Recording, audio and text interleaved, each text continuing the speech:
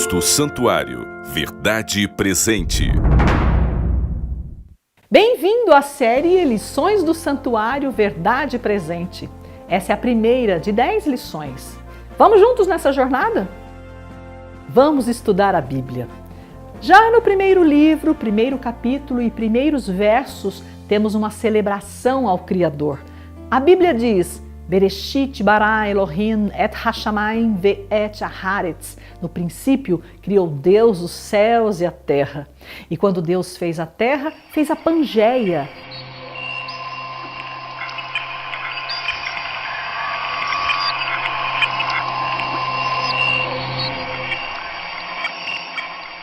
Fez um supercontinente. Naquele tempo, não havia divisões na crosta terrestre. E no meio da Pangeia, plantou um lindo jardim. E no meio do jardim, plantou a árvore da vida. O plano divino era que o jardim do Éden fosse o lar de Adão e Eva. Penso que se eles não pecassem, se passassem pelo teste de não comer do fruto da árvore do conhecimento do bem e do mal, o jardim se expandiria até tomar toda a terra. Então, Deus retiraria o teste do meio deles e ficariam livres do mal para sempre. Antes de criar Eva, Deus criou os animais e trouxe para Adão dar nomes a eles. Agora você imagina o final dessa tarefa? Acho que Adão estava se sentindo muito sozinho, porque os bichos tinham um par, todos eles. Imagina o pensamento do pobre rapaz. O leão tem a leoa, o elefante tem a elefanta, o rinoceronte macho tem a rinoceronte fêmea, mas o varão não tinha sua varoa. E claro que o Criador percebeu a solidão do jovem e fez uma surpresa para o rapaz. Criou uma companheira que era a cara dele. E quando o moço viu Eva, feita especialmente para ele, adivinha o que aconteceu? Pois está escrito na Bíblia, em Gênesis 2:23. É a primeira música registrada na Bíblia. E ali nós vemos que Adão está cantando para Eva. Esta, afinal, é osso dos meus ossos, é carne da minha carne, e será chamada varoa, porquanto do varão foi tomada. A Bíblia também nos informa que o casal foi feito à imagem de Deus. Que privilégio! Eram jovens, saudáveis e felizes e receberam uma ordem do Criador. Sede fecundos, multiplicai-vos e enchei a terra. Mas logo ali, no capítulo 3 de Gênesis, vamos encontrá-los fora do Éden, infelizes e sem filhos. E vemos também que Deus está fazendo vestimentas de pele para o casal, provavelmente da pele do primeiro cordeirinho morto que precisou morrer ali na porta do jardim do Éden, prefigurando o Cordeiro de Deus morto desde a fundação do mundo. E Deus fez uma promessa para o casal. Porém, inimizade entre ti e a mulher, entre a tua descendência e o seu descendente, e este te ferirá a cabeça e tu lhe ferirás o calcanhar. Falando em outras palavras, Deus disse assim: filhos, vocês foram envenenados pela serpente, mas eu tenho o antídoto. Enviarei o Salvador que pisará a cabeça da serpente. A Bíblia diz que Adão gerou muitos filhos e filhas na Pangeia. O filho mais velho chamava-se Caim e era muito rebelde.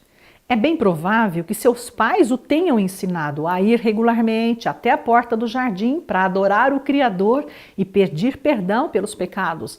Assim como seu irmão Abel, esse era o filho obediente e seguia direitinho as orientações divinas. Interessante que em Gênesis 4 encontramos Deus procurando Caim e falando que ele estava correndo perigos, que via seu semblante descaído. No verso 7, Deus aconselha Caim mais ou menos assim: olha, Caim, você será aceito.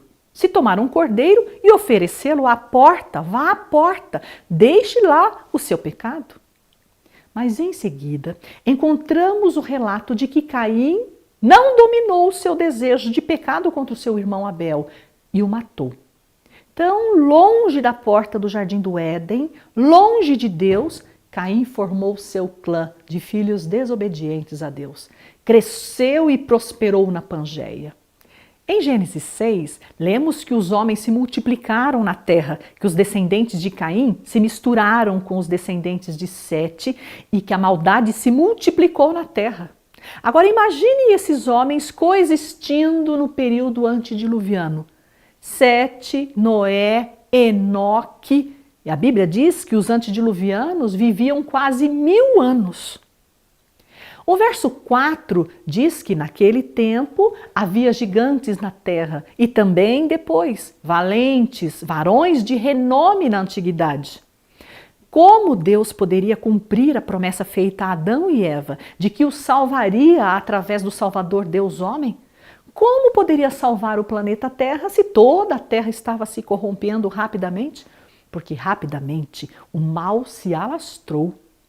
Muito interessante também é que, de acordo com a Bíblia, o mal não está se desenvolvendo aqui por milhares ou milhões de anos. Não, Deus tem pressa para resolver o nosso problema com o mal.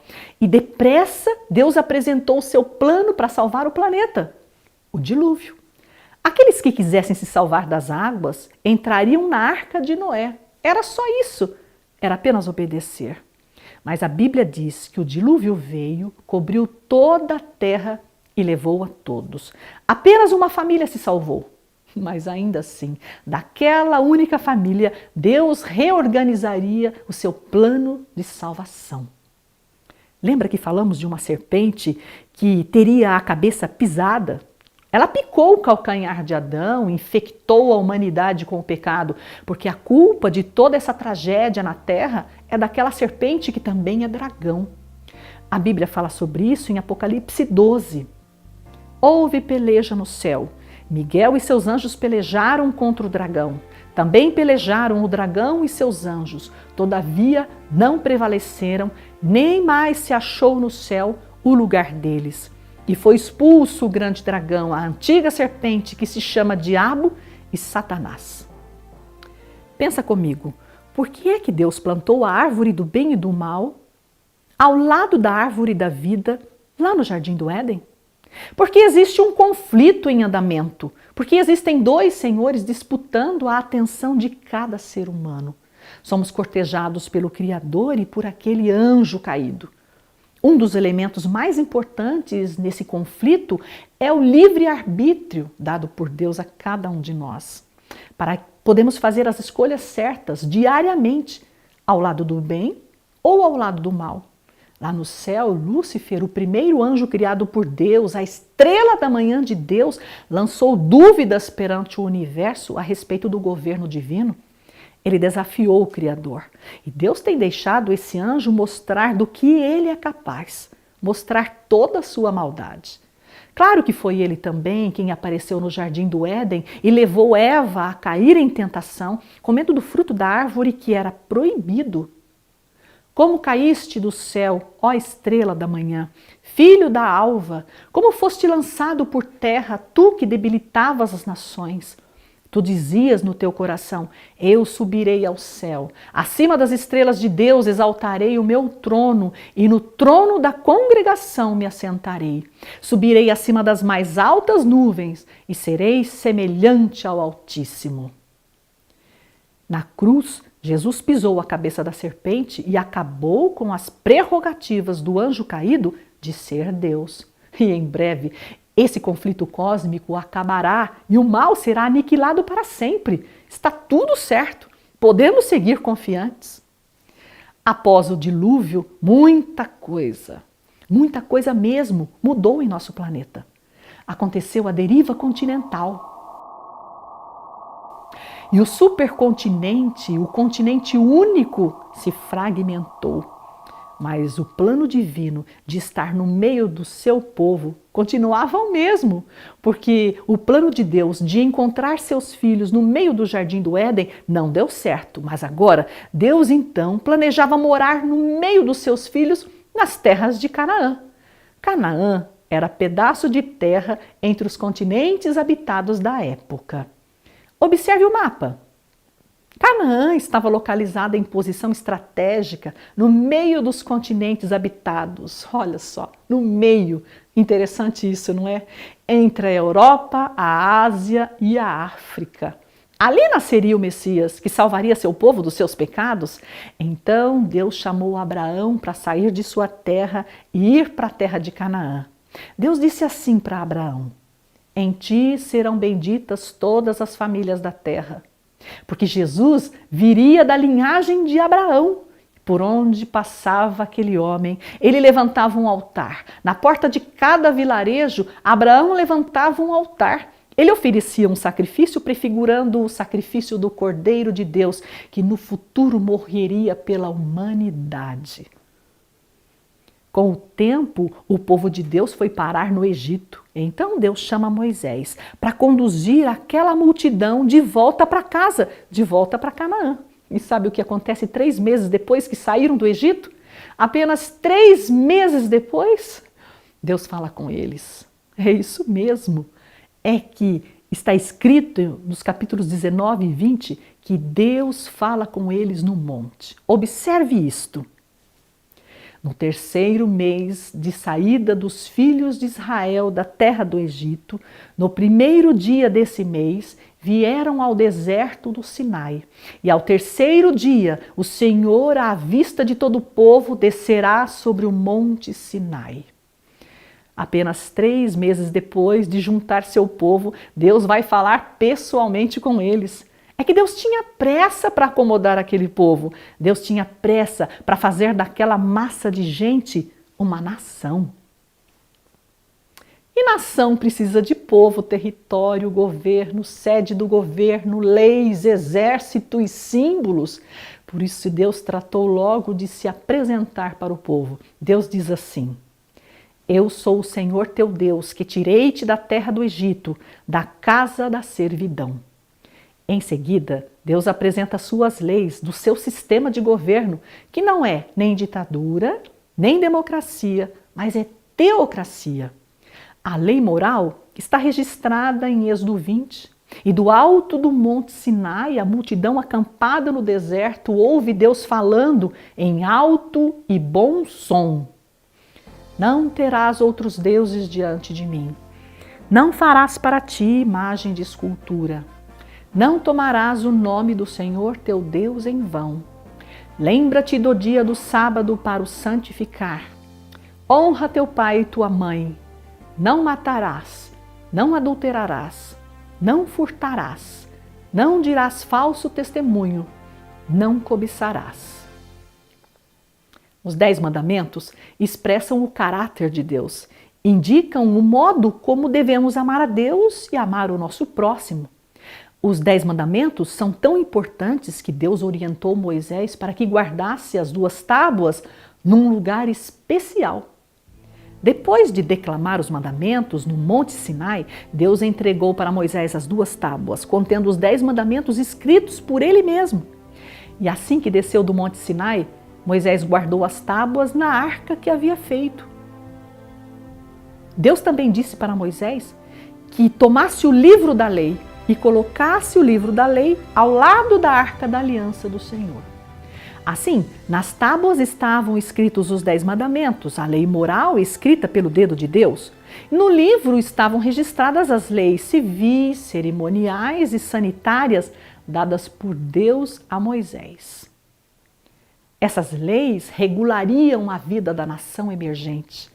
Então nós vamos dar uma olhada em cada uma delas. Veja uma lei civil. Homem recém-casado não sairá à guerra, nem se lhe imporá qualquer encargo. Por 1 ano ficará livre em casa e promoverá a felicidade à mulher que tomou. Que interessante isso! No sistema de governo divino, a lua de mel deveria durar 1 ano. De fato, o Criador valoriza mesmo o casamento, hein? Veja só! Então vamos dar uma olhada numa lei de saúde que está em Levítico 11. Levítico 11 nos informa sobre animais imundos cuja carne não deve ser ingerida. Esse capítulo fala de animais que são impróprios para o alimento, porque sua impureza está no DNA. Também o porco, este vos será imundo. Vamos ver agora outra lei de saúde? Será imundo durante os dias em que a praga estiver nele. É imundo, habitará só. Sua habitação será fora do arraial. Esse verso prescreve a quarentena, muito antes da medicina moderna falar sobre isso. E vamos ler agora uma lei cerimonial. O que tem 8 dias será circuncidado entre vós, todo macho nas vossas gerações. A circuncisão era parte das leis cerimoniais, mas era também uma lei sanitária.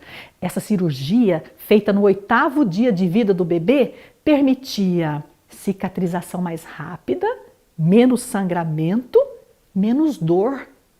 Agora pensa comigo.